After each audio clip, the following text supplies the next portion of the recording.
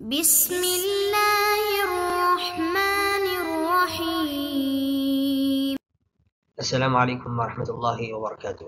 بسم الله الرحمن الرحيم. رب اشرح لي صدري ويسر لي أمري واحلل عقدة من لساني يفقهوا قولي. سبق نمبر 48 ہے.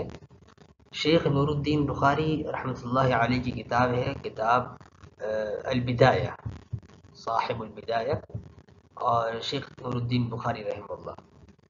اس کتاب میں حضرت علم کی جو تقسیم بیان فرما رہے ہیں، ضروری اور اکتسابی، اور پھر اکتسابی کے آگے ضروری اور استدلالی وغیرہ، تو ان تقسیمات سے بظاہر ہمیں کچھ تعارض سا معلوم ہو رہا ہے کہ آیا ضروری یہ علم حادث کی قسم ہے، ضروری یہ علم اکتسابی کی قسم ہے، ضروری یہ کس کا مقابل ہے، اکتسابی کا مقابل ہے یا استدلالی کا مقابل ہے؟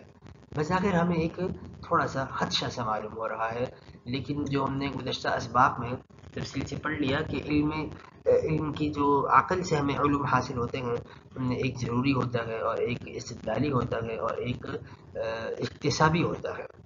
استدلالی علم وہ ہوتا ہے، ضروری وہ ہوتا ہے جس کے اندر ہمیں کسی چیز کی غور فکر کرنے کی احتیاج نہیں ہوتی، ہم اس کو بغیر سمجھے، بغیر غور خوض کیے ہم اس کو سمجھ جاتے ہیں، اس کو ہم ضروری کہتے ہیں. جبکہ اکتسابی اسے کہتے ہیں جس میں ہمارے کسب کو دخل ہوتا ہے، ہمارے حواس خمسہ یا ہماری عقل کو ہمارے کسب کا دخل ہوتا ہے، اس کو ہم حاصل کرتے ہیں اپنے محسوسات کے ذریعے سے.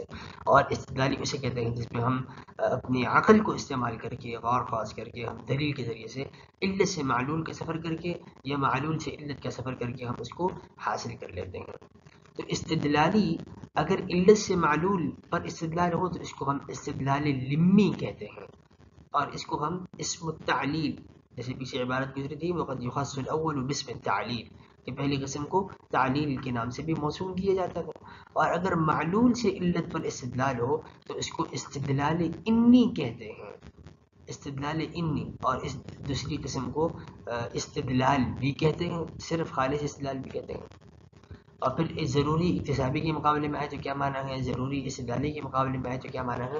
تو فرماتے ہیں فظہر، یہ ان کے جوابات تو گزر چکے ہیں سابقہ درس میں. تو یہاں پر جو عبارت ہے صاحب البدایہ کی، اس کا ایک اعتراض یا جو ایک شبہ لگ رہا ہے، اس شبہ کو ختم کرنا چاہ رہے ہیں. ایک شبہ پیدا ہوتا ہے اس کو دور کر رہے ہیں علامہ تفتزانی رحمۃ اللہ علیہ.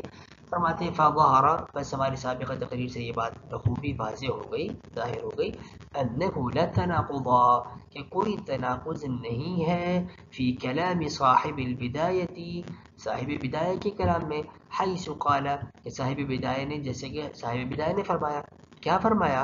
ان العلم الحادث نوعان، حادث علم حادث کی دو قسمیں ہیں، ضروری، ضروری، اور ضروری کی تعریف کیا فرماتے ہیں صاحب بدایہ؟ وَهُوَ مَا يُحْدِثُهُ اللَّهُ فِي نَفْسِ الْعَبْدِ، ضروری علم وہ ہے جس کو اللہ تعالیٰ یحدثہ اللہ فی نفس العبد، جس کو اللہ تعالیٰ بندے کے نفس میں پیدا فرما دے، من غیر کسبہ واختیارہ، اس بندے کے بغیر کسب، بغیر حاصل کیے اور بغیر اختیار کیے. یعنی علم ضروری وہ ہے جو اللہ سبحانہ و تعالیٰ بندے میں پیدا فرما دیں بغیر بندے کے اختیار اور اس کے کسب سے. کالعلم بوجودہ، جیسے کہ بندے کا اپنے وجود کے بارے میں جاننا، بندے کا اپنی ذات کے بارے میں جاننا، اپنا علم. اب بندے کا جو اپنا وجود ہے، اب بندہ جانتا ہے کہ میں موجود ہوں، یہ اس کا کوئی کسب نہیں ہے، اس نے کسی سیکھا نہیں ہے کہ وہ موجود ہے یا نہیں، کسی اور نے اس کو بتایا نہیں کہ آپ موجود ہیں، وہ خود ہی اپنے بارے میں جانتا ہے کہ میں موجود ہوں، بغیر اختیار کے جانتا ہے. وتغیر احوالہ، اور بندے کا اپنے تغیرات پر، اپنے احوال کے تغیرات کا علم، ان کو جاننا. بندے کا اپنے چھوٹا تھا، بڑا ہوا، پھر بڑا ہوا، اور پھر بیمار ہوا، ٹھیک ہوا، تو یہ جو تبدیلیاں آ رہی ہیں جسم میں، اس کو انسان خود بخود جانتا ہے.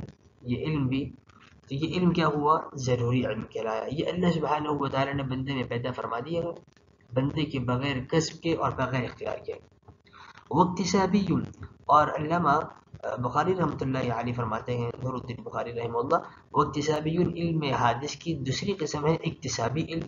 وهو ما يحدثه اللہ فیہ، اور وہ علم ہے جو اللہ تعالیٰ بندے میں پیدا فرماتے ہیں بواسطہ کسب العبد، بندے کے کسب کے واسطے سے، کہ بندہ اس کو حاصل کرتا ہے، سیکھتا ہے، کماتا ہے. وَهُوَ مُبَاشَرَةُ أَسْبَابِهِ، اور وہ کیسے؟ بندے کا اسباب کو استعمال کرنے کے ذریعے سے. وَهُوَ مُبَاشَرَةُ أَسْبَابِهِ، اور وہ اسباب کو استعمال کرنا ہے. کسب کیسے ہوگا؟ جب بندہ اسباب کو استعمال کرے گا. اسباب کیا ہیں؟ وہ اسبابه ثلاثة، اسباب 3 چیزیں ہیں. وہ 3 چیزیں کون سی ہیں؟ الحواس السلیمة، حواس سلیمہ کون کون سے ہیں؟ وہی 5 حواس ظاہرہ مراد ہیں، باطنہ متکلمین نہیں مانتے. حواس ظاہرہ ہے قوت لامسہ، قوت ذائقہ، قوت سامعہ، قوت باصرہ، قوت شامہ. ٹھیک ہے، تو یہ 5 ہوا.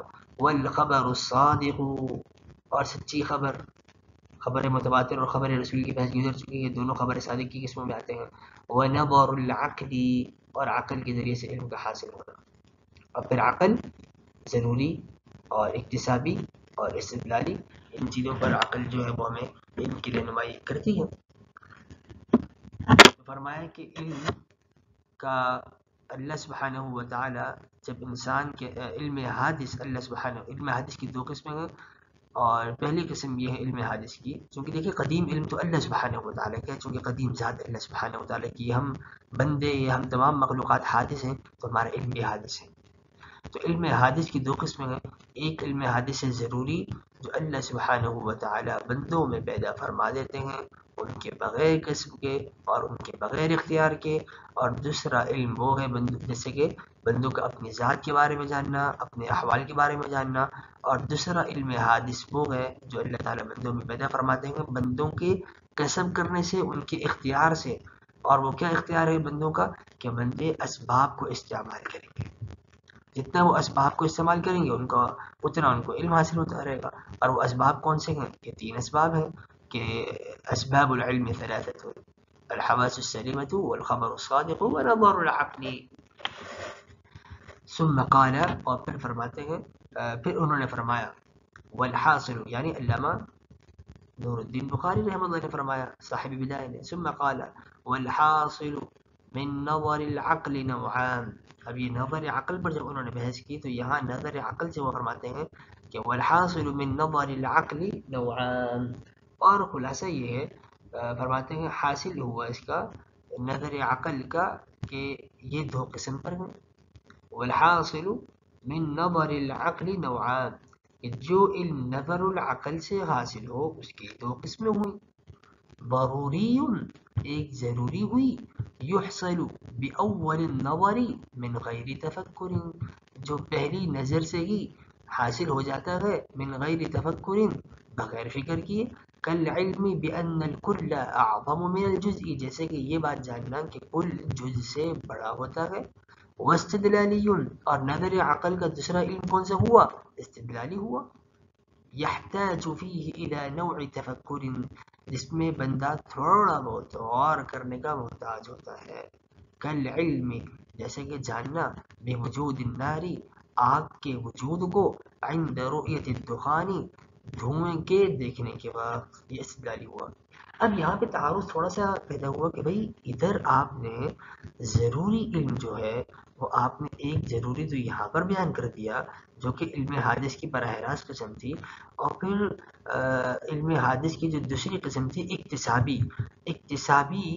یہ تو ہمیں ان 3 اسباب کے ذریعے سے حاصل ہو رہا تھا، یہ اکتسابی علم ہمیں ان 3 اسباب کے ذریعے سے حاصل ہو رہا تھا. اور ان 3 اسباب میں ایک تیسرا سبب تھا نظر عقل. اس نظر عقل میں بھی آپ نے ایک علم ضروری مان لیا. تو بھئی ضروری آیا نظر عقل کی قسم ہے، ضروری آیا براہ راست علم حادث کی قسم ہے، ضروری ہے کیا؟ ایک تعارض یا تناقض ہمیں تھوڑا سا لگ رہا تھا.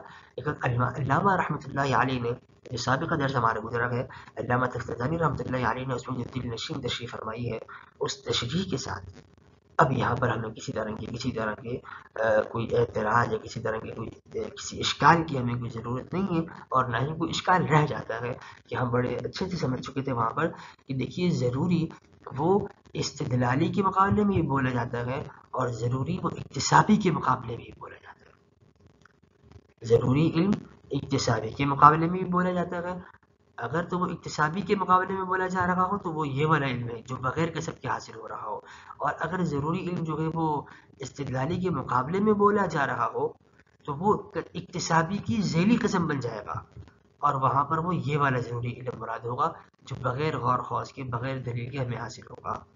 جو بغیر قسم کے حاصل ہو وہ علم حادث کی قسم ہے، اور جو بغیر دلیل میں غور فکر کی حاصل ہو وہ علم اکتسابی کی قسم ہے، ذیلی قسم ہے۔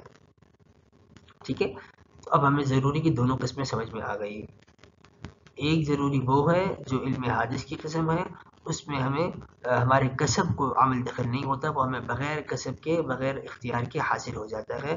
یہاں پر یہ اکتسابی کی برابر مساوی قسم ہے، اور ایک اکتسابی کی ذیلی قسم ہے، اور جو ذیلی قسم ہے وہ استدلالی کی مساوی قسم ہے۔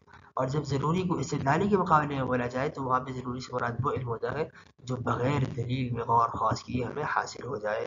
تو علامہ تفتزانی رحمۃ اللہ علیہ کی اس تقریر کے بعد علامہ نور الدین بخاری رحمۃ اللہ علیہ کا جو ایک اس عبارت میں کوئی تناقض تھا نہیں، لیکن ہمیں جو بظاہر تناقض لگنے والا تھا، علامہ تفتزانی رحمۃ اللہ علیہ کی دل نشین تشریح سے ہمارا وہ تناقض بخوبی دور ہو گیا۔ قبل اس سے کہ ہمیں کوئی تعارض واقع ہوتا، حضرت نے پہلے سے ہی اس کے تقویہ فرما دیا۔ فجزاہ اللہ خیر الجزاء، سبحان اللہ بحمدہ، سبحانک اللہم وبحمدک، نشہد ان لا الہ الا انت نستغفرک ونتوب الیک، سبحان ربک رب العزة عما یصفون وسلام علی المرسلین والحمد للہ رب العالمین، والسلام علیکم ورحمۃ اللہ وبرکاتہ۔